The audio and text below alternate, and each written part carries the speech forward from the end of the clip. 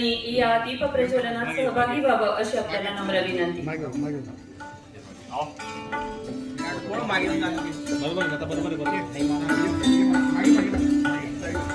ही गुंतवणूक परिषद म्हणजे जळगावच्या उज्ज्वल औद्योगिक भवितव्यासाठी म्हणून केलेला जो निर्धार आहे तो पुढे नेण्यासाठी म्हणून या परिषदेचं आयोजन।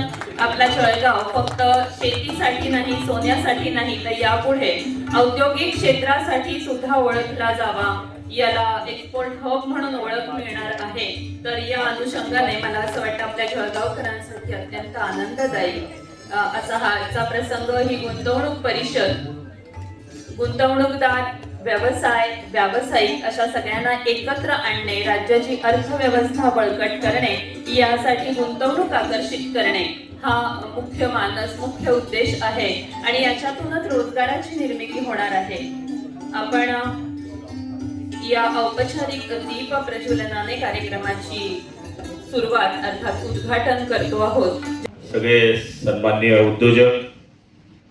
उद्योजकांच्या समस्या सोडवणारे त्यांचे सगळे प्रतिनिधी, समोर बसलेले सगळे माझे बंधू भगिनी आणि पत्रकार मित्रांनो, 2 वर्षाच्या माध्यमातून आज गुंतवणुकीच्या ज्या सामंजस्य करार झाले त्यापैकी 80% आपलं उद्देश या ठिकाणी सफल झाला असं सांगायला काही हरकत नाही। जिल्ह्यामध्ये उद्योग उभे राहावेत याच्याकरता आदरणीय उदय सामंत साहेब यांच्याकडे आम्ही असतील किंवा जिल्ह्याचे सगळे प्रतिनिधी असतील, त्यांनी आपली जी कायमची जुनी मागणी आहे D+ची, आदरणीय रायसोनी सर आता मला बोलले की गुलाबराव हे 25 पासून चाललंय, 24 पासून चाललंय। काल परवाकडे कॅबिनेटमध्ये हा ज्यावेळेस विषय निघाला त्यावेळेस आम्ही 3 मंत्री म्हणजे मी असतील, संजीव भाऊ सावकारे असतील किंवा गिरीश भाऊ असतील, नाव काढल्यावर आले, सावकार आल्यावर त्या विषय राहिला, तर आम्ही तिघांनी तो विषय D+चा मांडला। आणि आपल्याला सांगायला आनंद वाटेल की मंगळवारी आदरणीय मामा या ठिकाणी सांगत होते, तर मंगळवारी सगळ्या जिल्ह्यातले आमदार, आम्ही सगळे मंत्री यांची बैठक ही त्यांच्या दालनात आहे आणि मी आपल्याला खात्री देतो आम्ही GR आणल्याशिवाय जळगावात येणार नाही, एवढं वचन आम्ही आपल्याला या ठिकाणी देतो। वीज सवलतीचा लाभ असेल किंवा वातावरणाच्या मधला जो लाभ आहे जी तेच मात्र त्यांना मी आपण GR आणल्याशिवाय आता बोलणं उचित नाही, त्यामुळे गुंतवणुकी करता याचा एक मोठा फायदा होऊ शकतो। केंद्र सरकारचे जे एकूण जिल्हे निवडले गेले देशामध्ये, ते एकूण 120 जिल्हे निवडले गेले। त्या उपक्रमामध्ये निर्यात वाढीमध्ये आपल्या 120 जिल्ह्यामध्ये आपल्या जळगावचाही समावेश आहे, हे सांगायला मला खूप आनंद वाटतो। याचं मूळ कारण म्हणजे बाजारपेठेमध्ये पोहोचण्याबाबतचे नव्या उद्योजकांना निर्यातीसाठी जे वेगवेगळे उपक्रम आहे, मग कापूस आहे, केळी आहे, स्थानिक उत्पादनाकरता जागतिक बाजारपेठचा विषय आहे, जास्तीत जास्त लाभ मिळावा याच्याकरता आपला नेहमी प्रयत्न राहणार आहे। 2047 हे महाराष्ट्राचं नव्हे तर देशाचं विकासिक आराखडा जो तयार करण्यात आला, त्याच्यामध्ये DPTC मध्ये आपल्याला माहिती असेल की आदरणीय आता कलेक्टर मोदी नाही पण ॲडिशनल कलेक्टर साहेब आहे, महास्ट्राईडच्या माध्यमातून आपला महाराष्ट्रामध्ये पहिला नंबर आला, पहिला नंबर, आणि त्याच्यामध्ये आपल्याला 16 कोटी रुपयाचं बक्षीस या ठिकाणी मिळालं। त्याबद्दल कलेक्टर आणि त्यांच्या सगळ्या सहकाऱ्यांचं मी खूप अभिनंदन करतो। DPC मध्ये आपण महाराष्ट्रामध्ये 5 वर्षापासून पहिले आहोत की पूर्ण पैसा आपण DPCचा जळगाव जिल्ह्याचा खर्च करतो, त्यामुळे आपला 5 वर्षापासून आपला पहिला क्रमांक आहे आणि यावर्षी तर आपण त्याच्या पुढे गेलेलो आहे। राज्यामध्ये जो 52% घटक आहे ज्याला रोजगार मिळवून देतो, तो सगळ्यात मोठा रोजगार देणारा कारखाना जर असेल तर ती शेती आहे। त्यामुळे शेती हा जो विषय आहे याच्याकरता वेगळे जे उपक्रम राबवले गेले पाहिजे, त्याच्याकरता आपला जिल्हा हा ठिबकमध्ये पुढे आहे। पण आता केळीच्या बाबतीमध्ये आमच्याकडे नेहमी स्टोअर करण्याकरता आपल्याकडे साधनं बऱ्यापैकी नाही, त्याच्यामध्ये रावेर पट्टा आहे, भुसावळ पट्टा आहे की जिथे आपल्याला केळी करता स्टोअर करण्याकरता त्या ठिकाणी पाहिजे तर आपण DPTC मध्ये आता 3 प्रकल्प हातामध्ये घेतलेले की जिथे आपण केळीला साठवू शकू आणि त्याचाही प्रयत्न आमच्या पुढच्या काळामध्ये आहे। बाजारपेठेच्या माध्यमातून आणि इतर माध्यमातून आज जे 102 MOU झाले त्याच्यामध्ये जवळपास 1400-1500 कोटी रुपयाच्या आसपास या ठिकाणी आपल्याला गुंतवणूक करणाऱ्या ज्या सगळ्या उद्योजकांचे मी खूप अभिनंदन करतो आणि आदरणीय संजीव भाऊंचे सुद्धा खूप आभार मानतो, कारण की त्यांनी त्यांच्याकडे जे वस्त्रोद्योग खातं आहे त्याच्यामध्ये रेशीमचं कार्यालय जे महाराष्ट्रामध्ये जालन्यामध्ये होतं आणि जालन्यापासूनच आपल्याला सगळ्या गोष्टी कराव्या लागत होत्या. पण त्यांचं मी खूप अभिनंदन करेल की त्यांनी ते कार्यालय जळगाव करता सुद्धा उपलब्ध करून दिलं. रेशीम उद्योग हा एवढा मोठा पुढे जाणार आहे आणि इतका फोफवणार आहे. तर आपलं 500 हेक्टरचं मागच्या वेळेस कलेक्टर साहेबांनी तो कार्यक्रम घेतला आणि संजीव भाऊ पण त्या कार्यक्रमाला होते, गिरीश भाऊ होते, आम्ही सगळे आमदार होतो. त्याच्यामध्ये 500 हेक्टरचं उद्दिष्ट होतं. यावर्षी आपण 2000च्या वरती जाऊ असं चित्र त्याच्यामध्ये आहे. कारण रेशीम उद्योग हा बऱ्यापैकी जळगाव जिल्ह्यामध्ये पसरू शकतो, त्याचं काम होऊ शकतं, त्यामुळे तो एक मोठा फायदा होणार आहे. सावकारे साहेबांनी आणि त्यांनी आता बघितलं असेल की 40 गाव आहे आपलं. 40 गावमध्ये 123, जामनेरमध्ये 573 आणि भुसावळमध्ये 304 असे 1000 भूखंड आपल्याकडे आज उपलब्ध आहे जिल्ह्यामध्ये. आणि त्या भूखंडामध्ये उद्योजकांनी त्या संधीचा त्या एरियातल्या उद्योजकांनी लाभ घेतला पाहिजे असं मला या ठिकाणी वाटतं. कारण की प्रत्येक जण जिल्हा स्तरावर जाण्याचा जो जाण्याचा प्रयत्न करत असतो तर त्याला असं वाटत असतं की जिल्ह्यावर वेळीच आपल्याला लाईट मिळेल, वेळीच आपल्याला सवलत मिळेल. आता तसं राहिलेलं नाही आहे की जिल्ह्यावरच आहे की तालुका स्तरावर सुद्धा आता आपण 132 kV असेल, 33 kV असेल, 5 MVचं ट्रान्सफर वेळीच लागत असेल, त्याला पुन्हा आपल्याला कॅपॅसिटी वाढवायची असेल तर आपण त्याच्याकरता खूप प्रयत्न करत असतो. आपल्याला माहिती असेल की मागे MIDC मध्ये आपल्याला 5 MVचं ट्रान्सफॉर्मर पाहिजे होतं, पण अधिकाऱ्यांना आपले काही दिवस दाद दिली नाही. पण ज्यावेळेस आपले उद्योजक आले आणि त्यांनी आम्हाला सांगितलं, आपण दुसऱ्या दिवशी तिथे 5 MVचा ट्रान्सफर केला. त्यामुळे एक आम्हालाही असं वाटतं की लोकप्रतिनिधी म्हणून जेव्हा उद्योजकांच्या मागे जर आपण उभे राहिलो तरच हे काम सफल होऊ शकतं. आम्ही तर हे सांगतो की युनियन बाजी सुद्धा कुठल्या कारखान्यात येऊ नये, इंटरनल युनियन बाजी तुम्ही करावी, बाहेरची युनियन येऊ नये, हा आमचा मूळ उद्देश असतो. मला आठवतं, मला बोलायला हरकत नाही की आमच्या एरियामध्ये एक मोठा कारखाना आहे की तिथं दत्ता सामंतांची युनियन आली. युनियन येऊ नये असं आमचं म्हणणं नाही, पण त्यांनी ज्यावेळेस वेगळे अर्थ काढले त्यावेळेस आम्ही त्यांना हे सांगितलं की इथे जर 5000 कोटी आमची पोट भरत असतील आणि इथे तुम्ही जर त्यांच्या माध्यमातून तुम्ही प्रश्न सोडवण्याकरता किंवा त्यांच्या पावत्या फाडण्याकरता इकडे आला असाल तर आमची बिलकुल तुम्हाला मदत मिळणार नाही. त्यावेळेस माझ्यावर निवडणुकीचा पिरियड होता, बरेच तरुण माझ्यावर नाराज झाले, पण मी एक विचार केला की जे व्हायचं असेल ते होईल. पण जर आपण आज कारखान्याच्या उभे राहिलो नाही मागं तर ती चाकणकडे जाणार होती. तर मी त्यांच्या मागं 100% उभा राहिलो. नंतर कंपनीला हळूहळू समजवलं आणि ज्या मुलांनी स्ट्राईक केलं होतं त्याच्यातून 90% मुलं आणखी पुन्हा घ्यायला लावले. त्यांची समजूत काढली. त्यांना म्हणले ते ASI आहे, आता PF कापला जातो वेळेवर आणि 10वीच्या कोट्याला तिथं जवळपास 17, 18, 20 हजार रुपये मिळतात. पुण्याच्या 45,000 आणि 40,000 याचं कॅल्क्युलेशन आपलं 20,000 आहे. पुण्यामध्ये आपण जर गेला तर 10,000 रुपये तर घरभाडा आहे. आपल्याकडे 20 रुपये मेथी तर तिकडे 50 रुपये मेथी पाव आहे. आपण केळी पिकवतो इकडे आपण ती किलोने क्विंटलने देतो. तिकडे ते आपण बघितलं तर डझनाच्या भावाने वेगळे भाव आहे. त्यामुळे इकडचे पैसे आणि तिकडच्या पैशामध्ये हा डिफरन्स आहे. आणि आदरणीय डेप्टी कलेक्टर साहेबांनी जे सांगितलं किंवा मुलांमध्ये अवेअरनेस जी आहे की पुढच्या काळामध्ये आम्ही इथून पुण्याला गेलं पाहिजे, मुंबईला गेलं पाहिजे. पण आता आपण बघतो की मुंबई आणि पुण्यामध्ये जो पगार मिळतो त्याच्यापेक्षा कमी जरी पगार इकडे मिळत असला तरी आपण घरापाशी राहत असल्यामुळे बाकीच्या ज्या गरजेच्या वस्तू आहेत त्या आपल्याकडे इथंच उपलब्ध असतात, घरामध्ये उपलब्ध असतात. यामध्ये धान्य असेल, राहण्याची व्यवस्था असेल किंवा अपडाऊन करता लागणारा कमी पैसा असेल किंवा व्यवहारामध्ये आता आपलं पुणे कॉर्पोरेशनचा आपण टॅक्सेशन पासून जर विचार केला, पानपट्टीपासून विषय केला तर तो आपण कुठे जाऊ शकतो. आणि मला तरी असं वाटतं की हे तरुण मुलांमध्ये सुद्धा जागा करण्याची अत्यावश्यक गरज आहे की पुण्यापेक्षा तुम्ही जळगाव पसंत करायला पाहिजे. आणि मला तरी अशी खात्री आहे की आज एका सुंदर अशा कार्यक्रमाला मला येता आलं. मी उद्योजक बांधवांना एवढीच विनंती करणार आहे की आता चिंचोली आणि इतर सुद्धा विस्तार करण्याचा आमचा प्रयत्न आहे. पण शेतकऱ्यांच्या बाबतीमध्ये ज्यावेळेस प्रश्न आला त्यावेळेस आपण 2 बैठका घेतल्या आणि कलेक्टर महोदयांनी आणि शेतकऱ्यांच्या डोक्यातून आम्ही हे काढलं. शेतकरी तयार पण झाले आणि त्याला सुद्धा आपण पुढच्या कामामध्ये चालना देण्याचा प्रयत्न केलेला आहे. जळगाव ग्रामीण मतदारसंघामध्ये 132 नव्हतंच. पहिली गोष्ट 132 नसल्यामुळे आम्हाला खूप त्रास व्हायचा. MIDC म्हणून जर चिंचोलीला लाईटचा प्रॉब्लेम असला तर मग मोठा प्रॉब्लेम व्हायचा.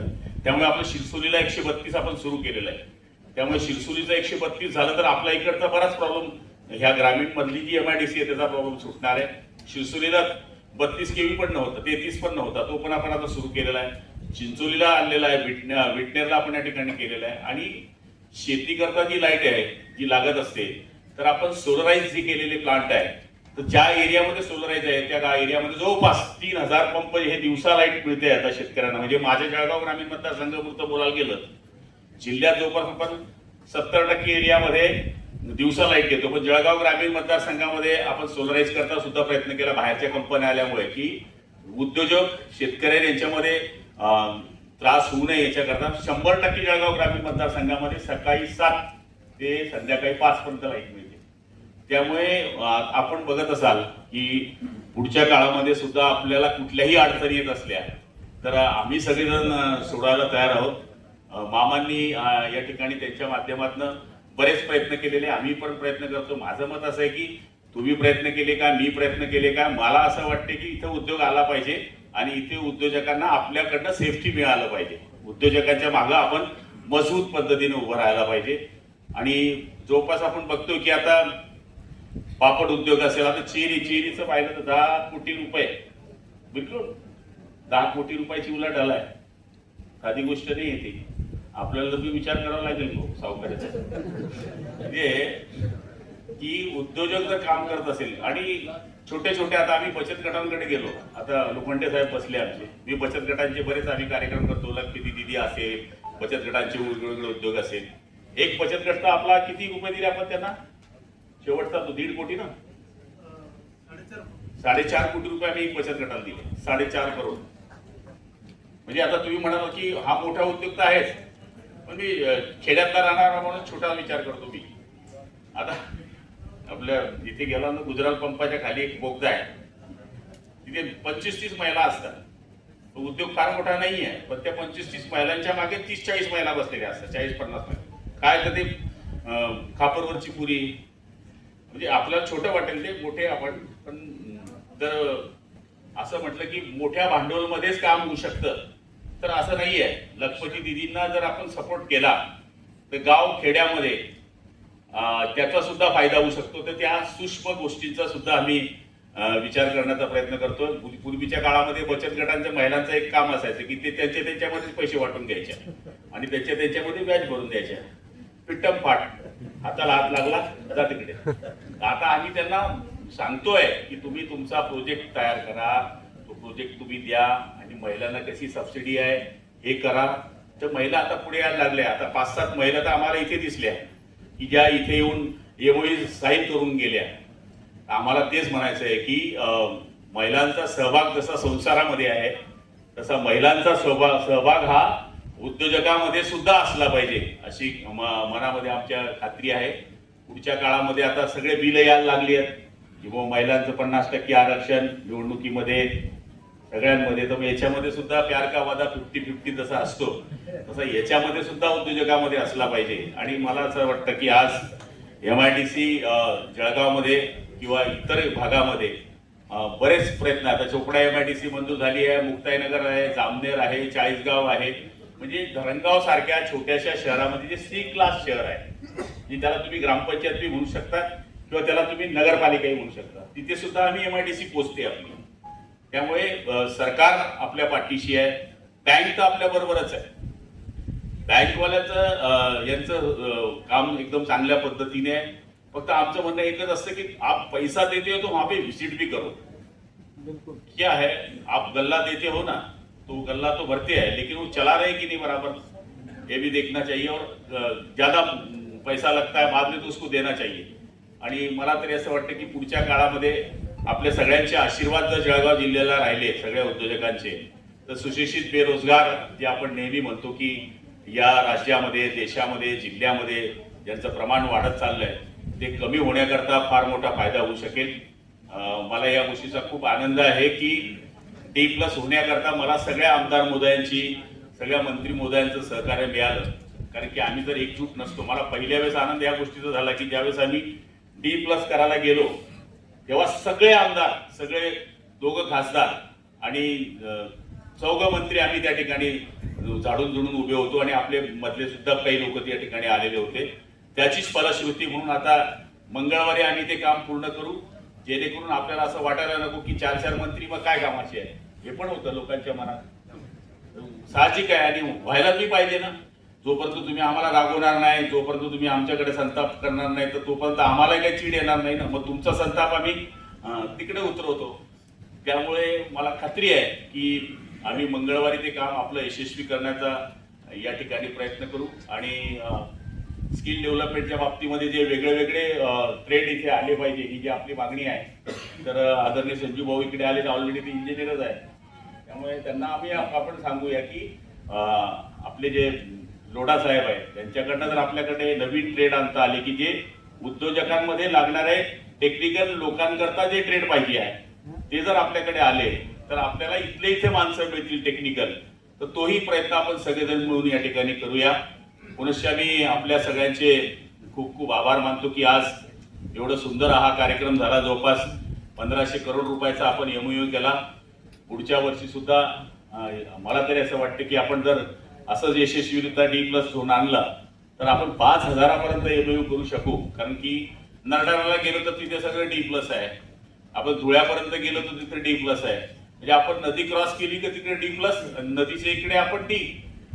त्यामुळे साहजिक आहे उद्योजक तर त्याचा फायदा बघेल ना, आणि त्या गोष्टीचा विचार कोण नाही करत. म्हणून आम्ही तो दिलेला जो आपण सल्ला आम्हाला आहे तो पूर्णपणे करू अशी खात्री या निमित्तानं व्यक्त करतो. आज काही जास्त वेळ मी बोलत नाही, कारण की मागच्या वेळेस बोललो तर टीव्हीवर जो बातमी चालली माझ्यावर, त्यामुळे मी सांभाळून बोलतोय. आज इतकं शांत बोलतोय असं कधीच मला बोललो. उद्या लोक म्हणतील की भाऊ पहिल्यासारखा राहिला नाही. मी त्यावेळेस असं बोललो होतो की बाबा काम आहे मुलांना, पण मुलं काम नाही करत. पण टीव्हीवाल्यांचं काम काय असते, जे नाही आहे ते गावा काढून घेता मधला ना, इकडचा दाखवता ना इकडचा दाखवता, मधलाच दाखवता. मी त्यावेळेस काय बोललो की बाबा इकडे तो राजस्थानी येतो, तो केटरर्स म्हणून काम करतो, 50 लोकांना रोजगार देतो. इकडे कोणी बाहेरचा माणूस येतो, POP बसवतो, तो 50 लोकांना काम देतो. कोणीतरी फरशी बसवायला येतो, तो 50 लोकांना काम देतो. आपल्या मुलांनी हे का करू नये, पण आपल्या मुलगा करण्याची इच्छा ठेवत नाही. गुलाबराव पाटील मराठी माणसाच्या विरोधात आहे. म्हणजे या आता मी मराठीच आहे ना बाबा. महाराष्ट्रात जो राहतो तो मारवाडी हो, कठे भी जाओ कठे भी रहो, पण तो तर आपलाच आहे ना बाबा. तर म्हणजे सांगायचा अर्थ असा आहे. म्हणून मी आज सांभाळून बोललो, आणि मला वाटतं आज काही उलट सिलट तुम्ही दाखवणार नाही अशी खात्री बाळगतो. कारण की मी सुद्धा एक काळामध्ये 4 to B लायसन होतं, 4 to B. त्यावेळेस मी व्हिडिओ चालवायचो. त्यावेळेस व्हिडिओची फार क्रेज होती. जगवानी साहेब आपको मालूम आहे. तर व्हिडिओ हा व्यवसाय फार मोठा नव्हता, पण आम्ही 20 लोकांचे फोटो भरायचो. तिकीट काढणारा, तिकीट देणारा, कॅसेट आणणारा, कॅसेट टेस्ट करणारा, त्याचं VCR चालवणारा. म्हणजे उद्योग दिसायचा छोटा, पण आमची ती मानसिकता होती तरुण वयात कॉलेज करून ते करायची.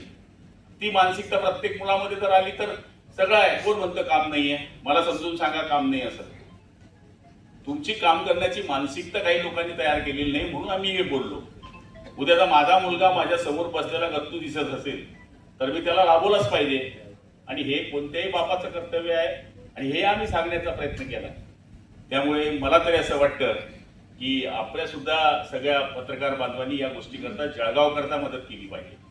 आमचा बोलण्याचा भाव ना मराठी आहे, ना मारवाडी आहे, ना गुजराती आहे. आम्ही महाराष्ट्रीयन आहे, आम्ही जळगावकर आहे. अशा पद्धतीचा भाव जर असला तर पुन्हा आपल्याला याच्यामध्ये प्रगती करता येईल. आपल्या सगळ्यांचे खूप खूप आभार मानतो. आणि पुढच्या काळामध्ये गोविंद शेठ आपले जो 100 करोड दाल दिया आहे, तर पुढच्या काळामध्ये आपण आता आणखी जास्त गल्ला वाढवा. कारण की तुम्ही जामनेरचे आहे, सध्या जामनेर फार जोरात आहे. त्यामुळे आता हे पुन्हा काही लोक उलटा गेलं कदाचित. जाऊ दे, मी बोलणं बंद करतो आणि माझं थांबवतो. जय महाराज.